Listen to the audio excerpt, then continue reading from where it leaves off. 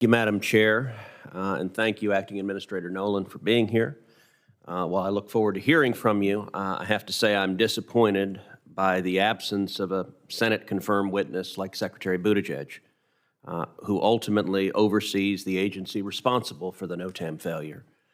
And I would note that Secretary Buttigieg, in my view, instead of engaging in politics, should be focused on the job he has now and addressing the very serious transportation crises we are seeing playing out across the country. On the afternoon of January 10th, the FAA's Notice to Air Mission system failed. About 15 hours later, after failing to reboot the system, the FAA ordered a full ground stop of the National Airspace System for the first time since September 11th, 22 years ago. The ground stop was because America was under attack. But this time, this ground stop was the result of the federal agency's inability to modernize, despite Congress providing the required resources to do so. The Washington Post called the ground stop, quote, almost unprecedented, and said the FAA, quote, learned long ago their systems were dependent on rickety foundations, but didn't do enough to update technology.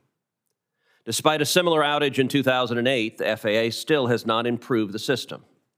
A technology specialist involved in the 2008 outage blamed, quote, organizational inertia, something I've heard many times before when people describe problems at the FAA. The Wall Street Journal said, quote, given the importance of the FAA's mission, this kind of failure is hard to excuse. If glitches happen all the time, why doesn't the FAA have redundancy? Canada's NOTAM system, operated by a nonprofit, experienced apparently unrelated problems the same day as the United States, but planes there kept flying. The NOTAM breakdown last month was clearly a mistake. I fear it is emblematic of a culture afraid to innovate, stuck operating inefficiently, and illustrative of why President Biden needs to choose an administrator for the FAA with a proven ability to manage change within large organizations and with the requisite aviation and safety experience. The current nominee that is pending lacks that aviation experience. The FAA's safety mission, Mr. Nolan, as you know well, is too important to take for granted. There's a front page story in the Wall Street Journal today on the FAA's inability to modernize NOTAM. In that story, an FAA spokesperson claims that prioritizing NOTAM upgrades wouldn't guarantee funding from Congress. That's simply not true. Congress has fully funded NOTAM modernization for more than 10 years. Every year since 2013, Congress has given as much or more than the amount requested by the executive agency for 10 years now. And yet, full modernization is still several years away. After investing millions of dollars, I'm wondering why this bureaucracy is taking so long to do its job. And is the system worth modernizing at this point? Because the status quo simply isn't acceptable. There must be accountability when an agency is not using taxpayer funds efficiently, and that, of course, starts with an accountable leader. Now in his third year as Secretary of Transportation, Secretary Buttigieg has failed to deliver any meaningful reform at the FAA.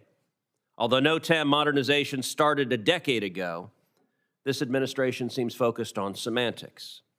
Whether it's replacing the term mother with birthing person, or creating a new checkbox on passports for people who claim to be neither a man nor woman, this administration's desire to signal its virtue seems to know no limits.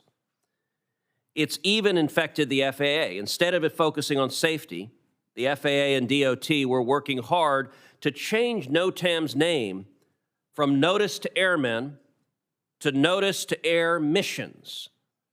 I would suggest instead the focus should have been on making sure the damn thing worked. Shockingly, renaming NOTAM didn't prevent an outage. Way back in 1994, Al Gore proposed to reform the FAA into a self-funding, more efficient organization. Today, the flying public is stuck with a self-regulating and flailing agency stuck in the 20th century. It is my hope that we can use this hearing and the 2023 FAA reauthorization bill to explore meaningful reforms to the FAA and its air traffic organization. And let me say finally, in recent weeks, we've seen several very concerning near misses that were almost mass fatality crashes. We've seen them in New York. We've seen them in Austin, Texas. We just recently saw one outside of Hawaii.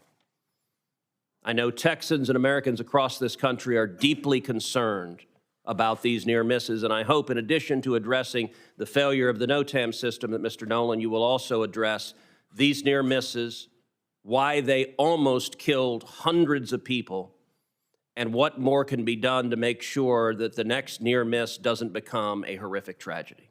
Thank you.